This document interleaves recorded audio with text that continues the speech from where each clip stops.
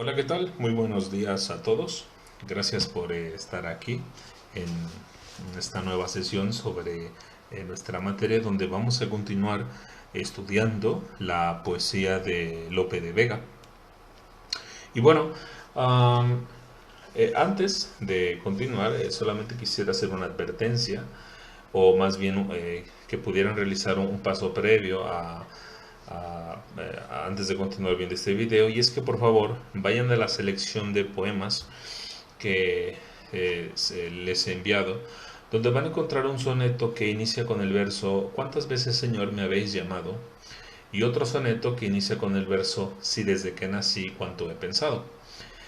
Quisiera que leyeran estos dos sonetos y después vuelven acá y continúan, quitan la pausa y continúan con el video. Esto es para que, bueno, tengan ya un poquito en mente estos sonetos, y también pues no perdamos tiempo en el video leyéndolos, a fin de que, bueno, el video también no sea tan largo, ¿verdad?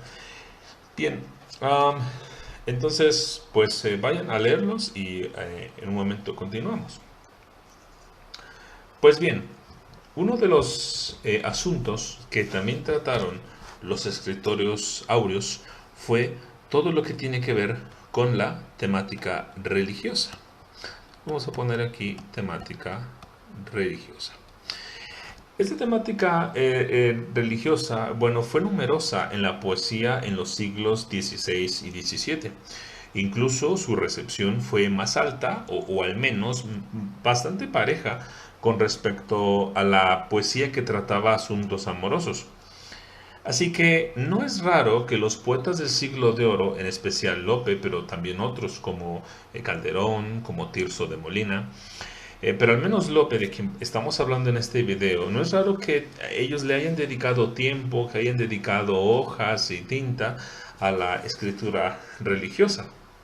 No obstante, es pertinente recordar, y aquí seguimos a Valentín Núñez Rivera, que la poesía sagrada adolece de dos factores. El primero de los factores de los que adolece tiene que ver eh, con su aspecto formal, porque la poesía sagrada es muy estática, es decir, hay un gran inmovilismo formal, sobre todo si la comparamos con las transformaciones que se están dando en la poesía profana. Porque en esta poesía religiosa, bueno, pues van a prevalecer los esquemas tradicionales y también los medievalizantes. Por otro lado, en cuanto a lo que sería el fondo, o bien, si le quieren llamar contenido, está bien. En cuanto al fondo, los poetas están restringidos por la autoridad que la iglesia ha impuesto. Entonces están ambos aquí, están los poetas restringidos. Eh, la iglesia, bueno, pues ha censurado, ha impedido que se den otras interpretaciones sobre la Biblia que no sean las que ellos han dado. Y así como hay un canon que ha conformado los libros de la Biblia, bueno, pues también la iglesia ha impuesto un canon poético religioso. Entonces, para nosotros, lectores del siglo XXI, seguramente estas dos características pueden hacer que nosotros digamos, bueno, pues entonces, ¿qué hay de novedoso en esa poesía? Siquiera por qué leerla. Bueno, eso a lo mejor pues es suficiente para alejarnos. Pero la lectura de esta poesía religiosa, que bueno, no vamos a hacer nosotros ahora, pero conviene tenerla en cuenta, es que va a ser un estupendo punto de partida para analizar las consecuencias que el poder ejerce sobre los hechos literarios y su evolución. Es decir, que mientras que la poesía religiosa se va a mover de una sola manera en cuanto a su forma y su contenido, pues vamos a encontrar que la poesía profana pues se va a mover a lo mejor de otros. Entonces, con base en cómo se ha movido esta poesía religiosa, bueno, podemos comprender y podemos también disfrutar mejor y entender mejor cómo se han dado esos cambios en la poesía profana. Entonces, permítanme cambiar el color, uno de los lugares comunes para hablar de Lope, bueno, pues tiene que ver con ese sentido religioso. Entonces, eh, respecto a Lope de Vega, durante mucho tiempo se creyó, y los estudiosos de la literatura seguían esto, y de esa misma manera era entendida la poesía de Lope, era que Lope tuvo una pretendida crisis, una crisis religiosa, que se agravó con el fallecimiento de su hijo Carlos Félix y también con su esposa Juana de Guardo. Y bueno, eh, la crisis es la que va a llevar posteriormente a que López se quiera ordenar sacerdote. Esta crisis se creía, bueno, pues había iniciado alrededor del año 1611. Y bueno, en medio de esta crisis, Lope de Vega publica un libro que es importantísimo, que son las rimas sacras. Este libro, bueno, se publicó en 1614 y bueno, es un volumen de poesía religiosa donde Lope pues emplea sonetos, romances, glosas, canciones, epístolas y poemas en octavas. Esta obra gozó de mucho éxito. De hecho, Lope la editó en Lérida en 1615, después en Lisboa en 1616, alcanzó una segunda edición en Madrid en 1619 y otra edición en Lérida en 1626. Y durante mucho tiempo, los estudiosos que creían en esta crisis religiosa de Lope consideraron que las rimas sacras eran la expresión de una sincera experiencia religiosa que estaba teniendo Lope.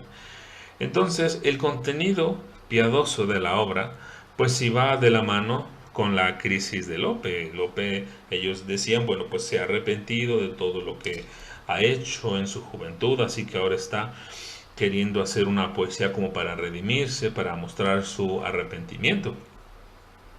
Pero más bien hay que poner en duda esta crisis, porque la evidencia sugiere que en Lope no había una disposición sincera.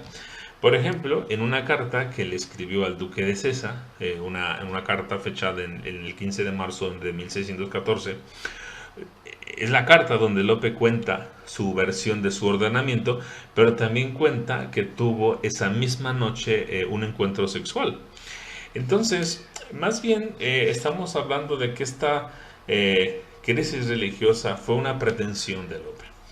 Él sabía que el público iba a leer estas rimas sacras en un modo biográfico. Entonces, los lectores, acostumbrados a lo que habían sido los romances de Lope, sus romances donde él daba a conocer santo y seña de todo lo que hacía, con quién andaba, con quién no andaba, quién le causaba celos, los desdenes que hacía, las solicitudes, etcétera.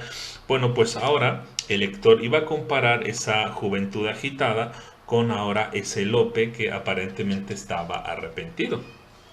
Así que, más que hablar de una crisis religiosa, más bien tenemos que hablar que Lope tuvo una faceta religiosa. Y esta faceta religiosa convivió con Lope durante mucho tiempo, al menos desde 1579, cuando inició la composición de Los Cinco Misterios Dolorosos de la Pasión. Después, en 1599, compuso el Isidro. En 1613 salieron dos obras, Los Cuatro Soliloquios y Los Pastores de Belén, y hasta obras posteriores a 1620 como La Virgen de Almudena, Corona Trágica, Los Soliloquios Amorosos de un Alma a Dios, con lo que se puede dudar de la existencia de una experiencia de crisis religiosa. No obstante, se estima que la producción de Lope de Vega fue tan abundante como los demás, pues nada menos que se cuentan con 600.000 versos de producción religiosa. Entonces, esta cantidad de versos religiosos que escribió Lope de Vega lo hacen hacen colocar a su producción como representativa para la época que, como hemos dicho, era mayormente de temática sacra. Por otro lado, como ya hemos tenido tiempo de comentar, Pues Lope promovió en su producción religiosa la interpretación en un modo biográfico.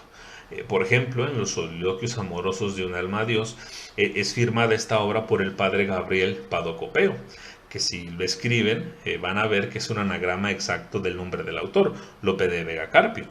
Y en ese mismo tenor de esta faceta religiosa, pues están las rimas sacras de las que les he hablado. Así, los lectores del público y de la época debieron de haber identificado las constantes alusiones a la agitada y escandalosa juventud del autor.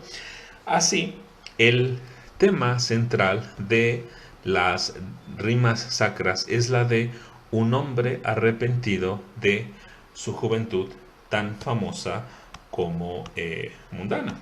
Entonces, ese tema de las rimas sacras, bueno, pues es ese arrepentimiento. En ellas, pues Lope va a hablar de la enormidad de su pecado, que es directamente proporcional a su conversión, y para ello, bueno, pues se valdrá de la imitación de los santos y de los vírgenes más famosos del siglo XVII, como lo es María Magdalena, como son los apóstoles Pedro y Pablo, Agustín de Hipona y también Ignacio de Loyola. Y bueno, a opinión de Antonio Carreño, uno de los lopistas más aplaudidos, la renovación en Lope de la poesía religiosa, no olviden que iniciamos hablando de esto y que en esta poesía, aunque en esta poesía, en la religiosa se va a inscribir Lope, bueno, pues como poeta que también fue profano, también va a haber algunas renovaciones a esta escritura religiosa. Entonces, la poesía religiosa de Lope va a humanizar el dogma divino para convertirlo en un canto lírico.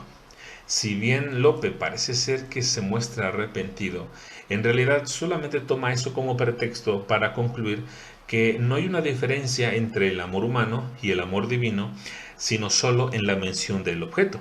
Ahora, esta diferenciación parece poca cosa, pero es realmente muy importante porque vamos a ver que ese yo lírico de Lope, bueno, pues anhela situarse a los pies del Cristo crucificado para expresar los mismos juramentos de amor que había hecho Lope antes a sus amadas, pero con la diferencia sutil que va a mostrar a un Cristo que encarna ese amor perfeccionado frente al amor que ha sido traicionero, lascivo y falso de Lope en su juventud.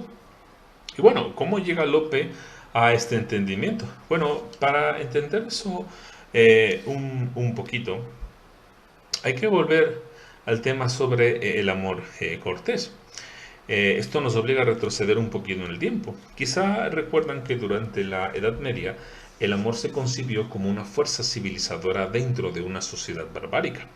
Los periodos de calma entre guerra y guerra, bueno, pues los utilizaba el caballero medieval para la búsqueda del amor, donde deseaba alcanzar la perfección moral.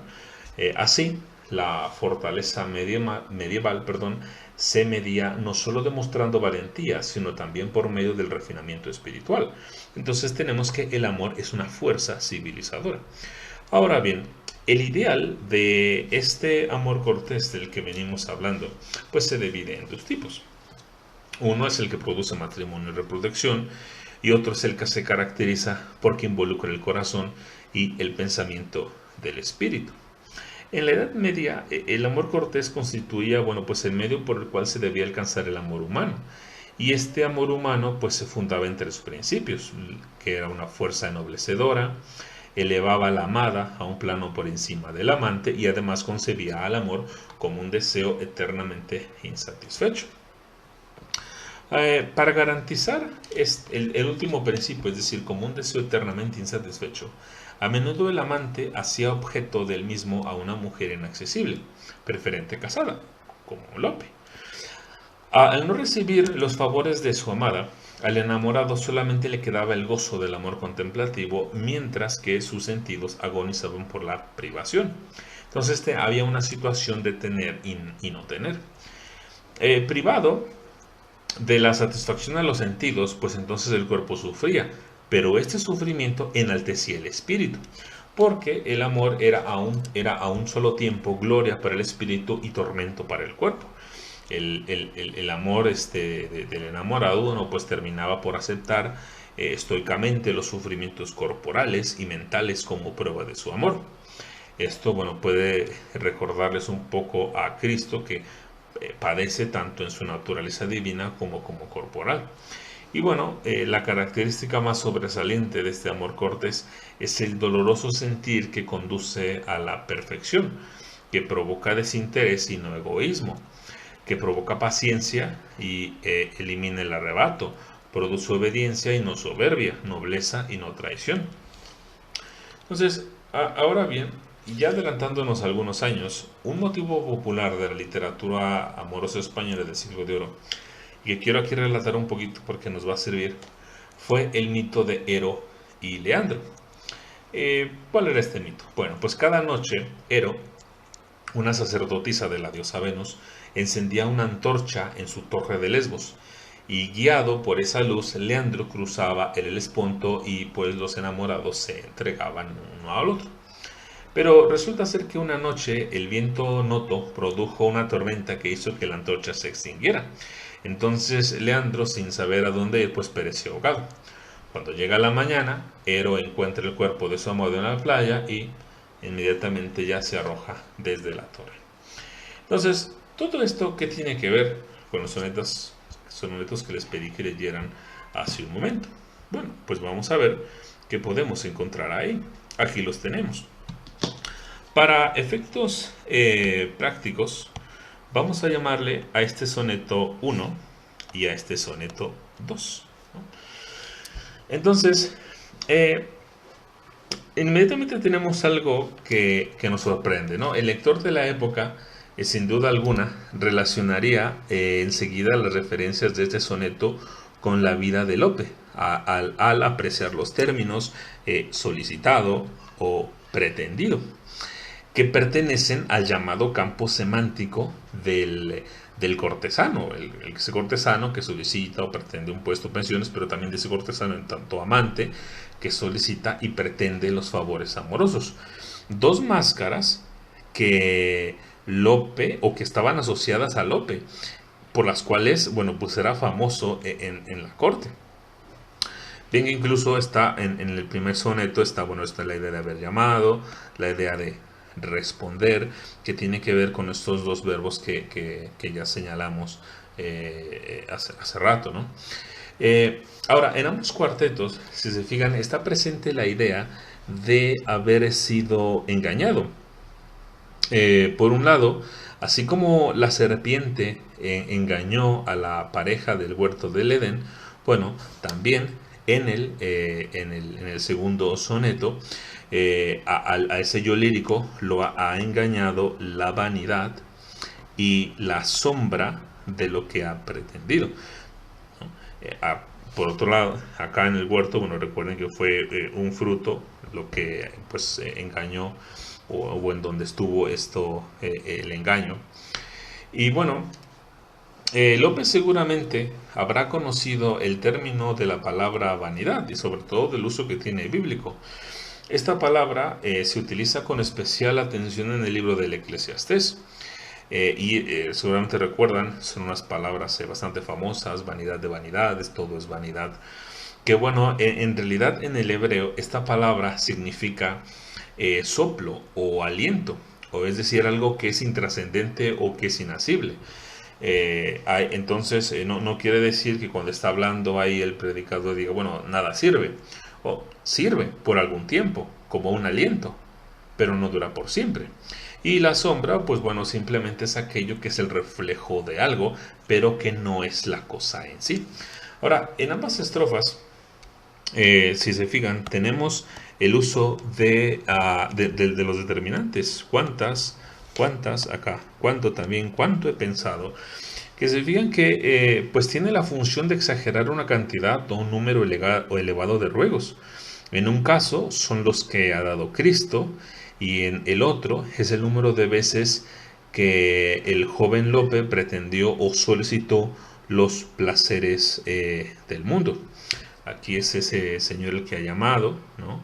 Y acá, bueno, ha sido ese Lope el que ha buscado esa vanidad y sombra del mundo. Luego tenemos las siguientes estrofas donde para el primer soneto hay una idea de un Cristo fijo, de un Cristo estático en una cruz. Esto es un dogma de la Iglesia Católica. Pero también ambas estrofas, si se fijan, dan la idea de la insatisfacción en esta vida. El segundo soneto dice: si no tengo de todo lo pasado presente más que el tiempo que he perdido, vanamente he cansado mi sentido y torres en el viento fabricado. Es decir, no tiene nada. Y por el otro lado, seguí mil veces vuestro pie sagrado, fácil de asir, en una cruz asido, y atrás volví otras tantas, atrevido, al mismo precio que me habéis comprado. Es decir, implica todo un gasto innecesario que se ha hecho en la vida. En ambos sonetos el resultado es el mismo. En nada la vida le ha permitido quedarse o seguir disfrutando. Entonces aquí es donde nos conviene muy bien recordar el mito de Ero y de Leandro, porque es Leandro quien representa al amante que busca la consumación de su deseo. Y bueno, muchas veces ese yo poético ha cruzado el mar, supongamos que pues, nos referimos ahora a Leandro, pero ahora en ambos tercetos es como si encontráramos a un Leandro perdido en el mar. El juvenil López, ese amante cortés, bueno, se lamenta de todas aquellas veces que su voluntad y su alma fueron prisioneras, y el amado, bueno, retiene en la memoria sus andanzas pasadas, pero ahora encuentra que todo ese tiempo ha sido en vano. Y luego tenemos los siguientes dos tercetos, y al menos para el sonido de acá, el primero, quizá pueda parecer un poco raro lo que está diciendo Lope cuando dice: besos de pasos di para ofenderos, pero si fugitivos de su dueño hierran cuando los hallan los esclavos. Inmediatamente les habrá saltado a su mente, bueno, seguramente la traición de Judas, que entrega a su señor con un beso. Pero a lo mejor estos dos versos quizá no quedan del todo claro. Bueno, conviene saber que durante los siglos XVI y XVII en España, los esclavos eran marcados, y la forma más común de hacerlo era señalarles en lugares visibles, preferentemente sobre el rostro, con dos letras, la S y la I, que eran iniciales de sine iure. Voy a ponerlo por acá. Sine iure. Que esto se leía ese esclavo, un signo inequívoco de su condición, pero otras veces se les marcaba con el nombre completo del dueño, incluso añadiendo el lugar de residencia de este. Entonces, si encontraban el esclavo, pues el esclavo traía marcado con un hierro hirviendo, pues de en dónde vivía su dueño. Entonces, cuando atraparan a ese esclavo, sabían perfectamente en dónde entregarlo. Entonces, evidentemente las marcas denotaban una condición servil que dificultaba a sus portadores pasar desapercibidos. Con lo que López estaría diciendo: bueno, pues te ofendí muchas veces, te he traicionado muchas veces, y aunque haya yo huido de ti, recuerden que he dicho y atrás volví otras tantas, pues aunque él huya, tiene esas marcas en él que es imposible que no se sepa quién es su dueño, ¿no? Entonces es imposible que ese yo poético de Lope, bueno, se esconda de su dueño, aunque le ofenda con traiciones, como la figura de Judas que se está sugiriendo, ¿no? Y bueno, además, en ambos tercetos se trata el tema del desengaño, mientras que en uno él ha engañado a Cristo muchas veces con besos falsos, en el otro era su alma la que se encontraba engañada. Vean esto: cuán engañada el alma presumía que su capacidad pudiera hartarse con lo que el bien mortal le prometía. Es decir, el alma creía que en algún momento podría estar satisfecha, que en algún momento se disfrutaba de todo lo que él quisiera hacer cuando lo quisiera hacer. En algún momento él se iba a satisfacer, iba a encontrar la satisfacción, bueno, pues en esa tierra. Pero bueno, ese yo lírico de López se encuentra pues bastante asustado, diciendo: bueno, en realidad he gozado todo, pero nada me ha satisfecho. Entonces ahora sí podemos pasar a los siguientes tercetos de cada uno de los sonetos, y en ambos pues da la idea de la plenitud que hay en Cristo o que hay en Dios, mientras que en una pide la interrupción de su voluntad, algo fantástico para lo que tiene que ver con el amor cortés. En el otro, siguiendo muy de cerca a Agustín de Hipona, y sobre todo en sus confesiones, reconoce que su alma estará inquieta hasta que no descanse en Dios. Estas dos versos de aquí son prácticamente una cita de las confesiones de Agustín, y no tienen que buscarlo mucho, es simplemente la primera página de las confesiones en pocos líneas aparece estas palabras. Ah, Sin embargo, mientras que en el segundo hay una idea de un amor contemplativo, eh, en el otro prevalece la idea de que este amor contemplativo no es suficiente para cambiarlo, que se tiene que hacer una violación o una violencia hacia lo que sería la libertad para que pudiera cambiar. Por eso dice: hoy yo vuelvo con lágrimas a veros, clavadme voz a voz en vuestro leño y tendréisme seguro contra esclavos. Con lo que, si se fijan, en el primero ya está la idea de la aceptación del tormento. En ese amor cortés, cuando bueno, pues la amada se negaba, entonces él aceptaba el tormento. Aquí, bueno, ese yo lírico y religioso de Lope lo está aceptando. Pero en ambos, si se fijan, prevalece el amor como una fuente civilizadora, ¿no? Entonces, de alguna manera, bueno, podemos aquí ver aquello de lo que decíamos hace un momento, que en realidad solamente Lope de Vega, en realidad continúa él con esa idea poética que él ya tenía, no deja él de presentar el amor cortés, aunque lo haga desde la temática religiosa. Esto, por supuesto, debió de haber sido de completa innovación para los lectores de su tiempo, acostumbrados a poesías laudatorias hacia alguna divinidad, hacia alguna virgen, hacia algunos de los santos, que no se movían, no transgredían las interpretaciones usuales que se hacían de la Biblia. Y aquí, bueno, Lope está haciendo algo distinto. Él mismo se está emparentando a Adán, a Judas, él pide ser clavado, por ejemplo, y además lo hace utilizando el lenguaje del amor cortés. Algo que quién sabe si sus lectores más severos, más críticos, incluso sus lectores religiosos habrán visto, pero lo cierto es que los demás lectores debieron de haber dicho: bueno, aquí Lope está jugando con nosotros, la está haciendo el arrepentido y está volviendo a utilizar esas mismas maneras de expresarse del amor cortés. Bien, entonces, pues este es un análisis bastante rápido sobre estos dos sonetos de Lope de Vega, sobre su etapa religiosa, esa pretendida crisis religiosa de la que se ha hablado. Bien, pues con esto terminamos. Y bueno, pues les deseo que pasen un muy buen día y que puedan disfrutar y que disfruten la selección de poemas de Lope que les he enviado. Pues nos vemos hasta el siguiente video y que estén muy bien, y espero que estén gozando de muy buena salud. Hasta luego.